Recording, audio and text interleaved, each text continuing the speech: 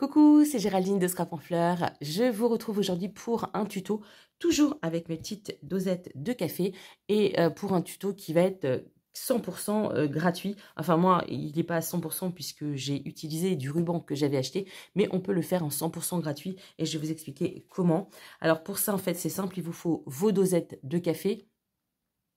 Enfin, vos dosettes, des dosettes de café, vous pouvez très bien les piquer chez dans votre famille ou demander à vos voisins de vous les garder, peu importe. Il vous faudra bien sûr de la lavande, si possible. Moi, c'est celle de l'année dernière puisque en ce moment, on est en pleine récolte. Alors, au moment où je vous tourne la vidéo, on est début août, peut-être que vous n'aurez cette vidéo que d'ici une quinzaine, je ne sais pas encore comment je vais les publier, mais on sera encore à peu près, en tout cas dans les temps, pour la lavande. Vous savez que je suis une accro donc de la récup, des tutos avec les dosettes, je vous en ai fait déjà un petit peu, et notamment les derniers étaient ces petits embellissements. Je vous montrerai d'ailleurs prochainement, ou peut-être que vous l'aurez déjà vu avant, je ne sais pas, comment utiliser donc ce qu'on a fait ici. Il y aura également d'autres idées pour ces petites dosettes de café. Mais là, en fait, en récoltant la lavande de cette année, je me suis dit, bah tiens, pourquoi tu n'utilises pas, parce que je fais toujours des petits pochons, vous savez, des petits pochons en tissu. Et bah, quand on fait des tout petits pochons en tissu rikiki, c'est un petit peu dommage. Là, je trouve que c'est une bonne alternative parce que ceux-là, on va pouvoir les accrocher directement sur le cintre. Donc, ça fait vraiment des mini sachets et ça peut parfumer une petite penderie sans avoir forcément des gros sachets à pendre. Voilà. Donc, j'ai testé évidemment. Le résultat n'est pas si mal que ça. Peut-être que ce sera encore mieux chez vous si vous avez une meilleure machine à coudre. Cela étant, on peut aussi le faire à la main si on veut. Donc, je vous montre déjà le résultat. J'ai fait plusieurs techniques. Là, on est sur du tamponnage. Donc, vous voyez le tamponnage. Par contre, il s'est fait. Je ne suis même pas sûre que vous allez le voir. Un tamponnage léger. On a également celui-ci. Donc, tout ça, c'est du tamponnage. Parfois, je les ai fait recto, verso. Parfois, non.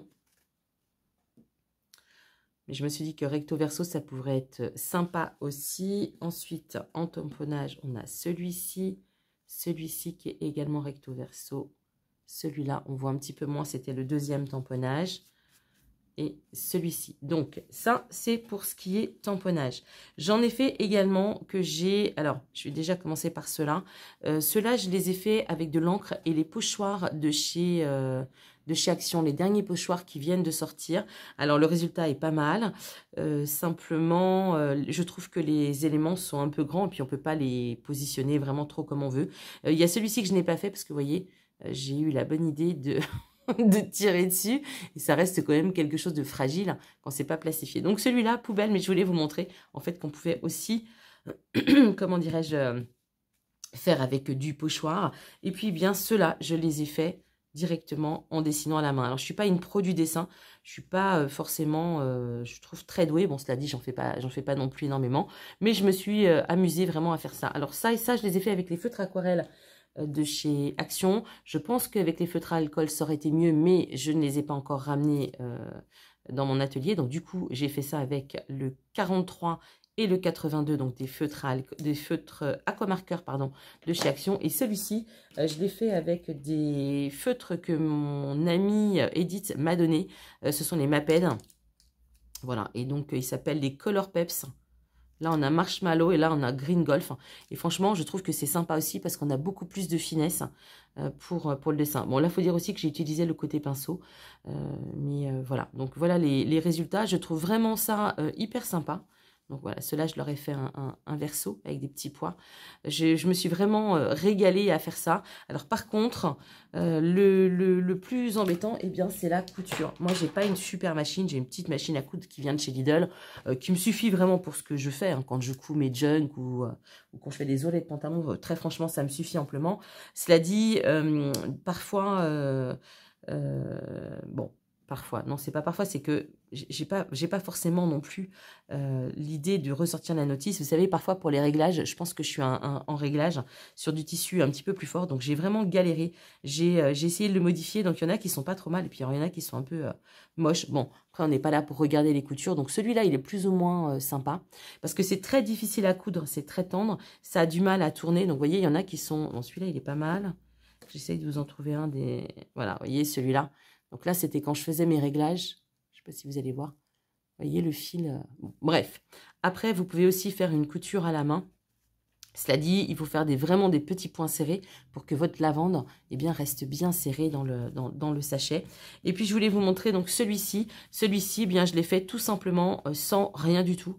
Sans faire de dessin, sans rien. J'ai mis ma lavande dedans et j'ai cousu. Par contre, faites attention parce que le sachet est vraiment très sensible. Vous voyez là, j'étais un peu brusque et ça se perfore un petit peu. Donc bon, celui-là, vous voyez, j'ai pas mis de ruban pour l'accrocher parce que je pense que il viendra juste parfumer mon ruban comme ça. Voilà, donc sur ces petits sachets. Alors, comment on fait? Donc, il vous faut bien sûr des dosettes de café. Je vais vous remontrer, donc celles-ci, elles ne sont pas encore vides. Elles sont pleines, non pas de lavande, mais de café. Donc, vous voyez, elles sont bien sèches et même, je dirais, trop sèches. Je pense que je vais m'enquiquiner à le défaire, mais bon, c'est pas grave. Donc, je prends de chaque côté au bout et j'essaye de venir, voilà, délicatement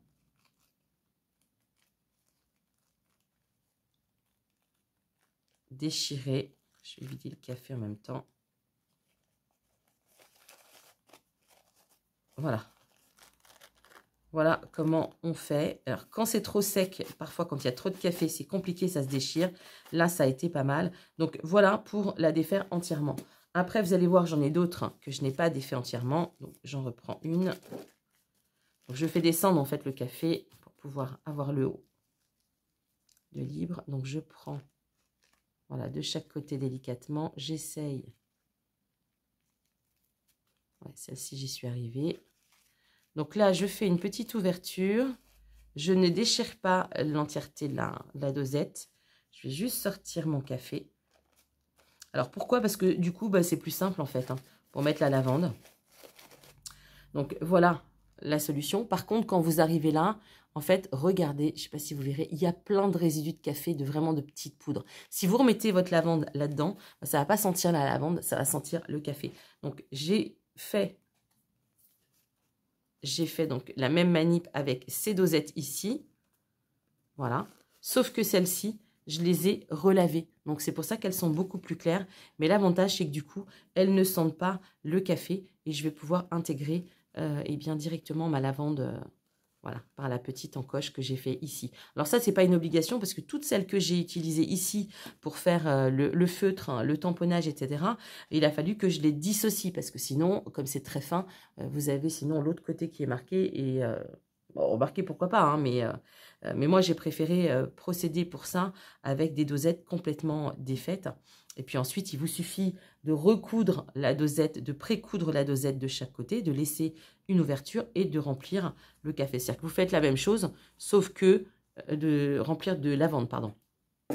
Vous faites la même chose que ça, simplement vous faites déjà une pré-couture tout autour. Donc voilà ce que ça donne. Donc ça, c'est pour la première solution. Donc, hop, je prends ma lavande. Alors moi, je sais aussi pourquoi ma petite dosette qui est là, c'est un petit peu déchiré. Parce que vous voyez, quand j'ai trié ma lavande, il reste, je l'ai mal triée. Il faudrait que je la retrie encore. Vous voyez, d'enlever ces petites tiges parce que c'est ça qui perce la dosette. Alors, je vais essayer de m'en trouver sans trop de résidus. Par exemple, celui-là, je vais l'enlever. Voilà, et il vous suffit avec une cuillère de remplir votre sachet. Alors après, vous le remplissez comme vous voulez. Vous n'êtes pas obligé de le remplir, de blinder le sachet. Vous voyez, là, celui-là, il est un petit peu chargé. Donc après, ça va être un petit peu plus compliqué pour faire le point de couture tout autour. Mais après, vous voyez, j'en ai un. Par exemple, celui-ci, il est beaucoup plus léger. Alors, j'espère que vous verrez. Je crois même que j'en ai un. Voilà, regardez, celui-ci, il est rempli à la moitié. Et ça peut aussi être, je ne sais pas si vous voyez bien, la dose de lavande. Non, bah non. Bon, bref, celui-ci est rempli à la moitié, contrairement à celui-ci qui est bien rempli. Après, ça, vous faites comme vous voulez, fonction de ce que vous souhaitez faire. Donc ça, je revide parce que sinon, je vais renverser partout. Donc voilà, donc une fois que vous avez fait ça, vous le remplissez. Vous faites un point de couture tout autour. Vous venez ensuite refermer ici. Et vous avez deux solutions. Soit vous intégrez votre ruban à l'intérieur. Et puis moi, il y en a certains que je n'ai pas mis à l'intérieur. Donc du coup, vous voyez, je l'ai fait, j'ai rajouté le ruban après. Mais l'idéal, c'est quand même de coudre directement à l'intérieur. Alors, je vous parlais de tuto 100% récup. Ceux-là, moi, j'ai utilisé des rubans que j'avais achetés chez Action, je crois. Des petits rubans très fins. Pourquoi? Parce que je voulais du violet. Mais si vous voulez un truc 100% récup, les rubans que vous avez, vous savez, parfois dans les vêtements qui viennent, donc qui sont à l'intérieur des épaules, qui viennent tenir le vêtement sur le cintre, eh bien, moi, je les récupère. Alors, je suis rassurée, je sais que je ne suis pas la seule, parce que j'ai une de mes abonnés qui m'avait dit ça aussi. Ça me rassure, parce que vraiment, je récupère beaucoup de choses. Mais en attendant, voilà, ce petit ruban, pourquoi je le récupère? Parce qu'en fait, il est fin, et que du ruban fin comme ça, on n'en trouve pas toujours. Donc voilà, si vous voulez vraiment faire un 100% récup, avec cette dimension, je ne sais pas, on doit être sur, vous voyez, il y a un peu plus de 30 cm. On doit être presque à 35 cm. Ça vous permet, eh bien, de faire ici, directement, voilà, la petite anse, et puis de faire deux petits nœuds, si vous voulez décorer, donc comme j'ai fait ici. D'ailleurs, je vais vous montrer comment je fais les nœuds. Moi, je ne les fais pas à la fourchette, parce que à la fourchette, j'y arrive pas. Et je trouve qu'on fait beaucoup de gâchis de ruban. Je vais vous montrer, du coup, comment on peut faire. Donc, voilà, ça, c'est la première chose. Alors, je vais vous montrer comment on tamponne. Mais bon, je pense que vous allez très bien vous en sortir toute seule. Mais pour celles qui n'auraient jamais vu les tutos, je vais même pas vous montrer au tamponnage, je vais plutôt vous montrer au feutre. Donc, vous voyez, ma dosette, elle est en deux parties. Je les ai volontairement laissées accrocher, celle-ci. Et dans les dosettes, il y a toujours une petite et une grande. C'est normal. Vous voyez, là, je la retire. Si je la mets l'une sur l'autre, je ne sais pas si vous verrez bien, j'ai un décalage. Eh bien, dans ces cas-là, vous prenez deux dosettes et les deux grandes, hop, vous les mettez ensemble. Et les deux petites, vous les mettez ensemble. Sinon, vous allez avoir un trop gros décalage pour coudre et ça va être très compliqué. Donc, vous prenez deux dosettes différentes et vous séparez donc la petite de la grande. Les deux grandes, vous les mettez ensemble. Les deux petites, vous les mettez ensemble. Voilà, je pousse tout ça. Donc, hop, on va faire un petit dessin. Je voulais aussi vous dire que donc dans le précédent tuto, je vous avais montré comment faire des petits embellissements donc plastifiés. Là, ça a été verni. Donc celui-là a été fait avec du serviettage. Celui-ci, il a été fait avec une véritable pensée, une véritable fleur séchée. Et puis celui-ci, il a été fait avec un embellissement, ni plus ni moins en papier, hein, imprimé sur du papier 160 grammes. Donc si vous avez du papier avec de la lavande, bah, pourquoi pas le faire. Attention, cependant, sachez que, enfin, sachez, non, vous l'avez, si vous avez déjà vu la vidéo, vous savez qu'il est entièrement, comment dirais-je, imbibé de colle, ce qui veut dire qu'il est plastifié. Il faut, si vous voulez utiliser cette technique, que vous n'en utilisiez qu'un seul. C'est-à-dire que vous n'allez pas mettre un comme ça, parce que sinon, ça ne va pas assez respirer pour la lavande.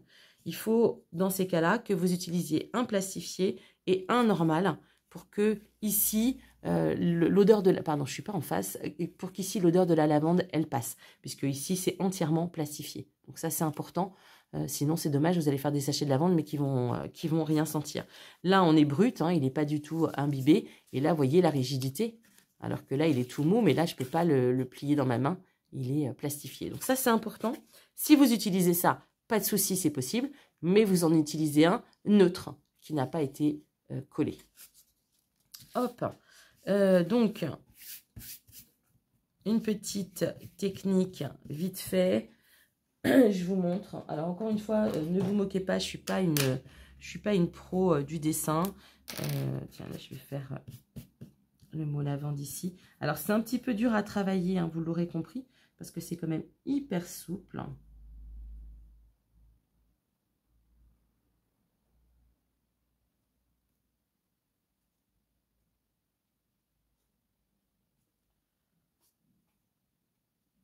Hop.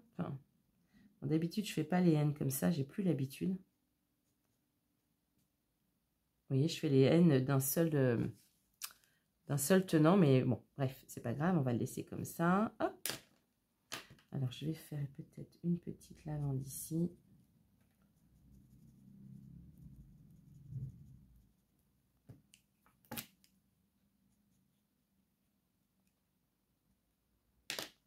Alors, la lavande, c'est peut-être pas tout à fait comme ça. Moi, je la fais au feeling, hein. Je vous ai dit, je suis pas une pro du dessin. C'est-à-dire peut-être qu'à force de dire que je ne suis pas une pro du dessin, il va peut-être falloir que je m'entraîne. Hein. Après tout, il n'y a qu'en essayant qu'on arrive à faire les choses. Hein. Si je n'essaye jamais, je serai toujours aussi nulle.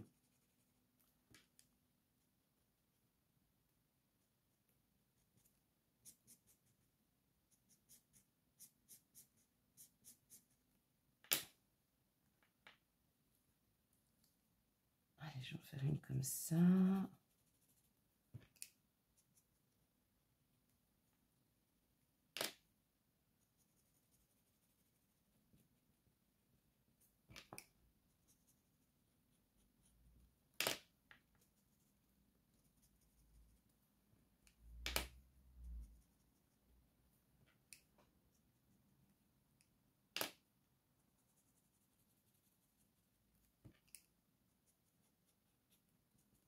Voilà, bon, je ne vais pas passer 2 heures à dessiner, hein, mais voilà, éventuellement, je suis sûre que vous arriverez à faire mieux, mais voilà éventuellement ce qu'on peut faire.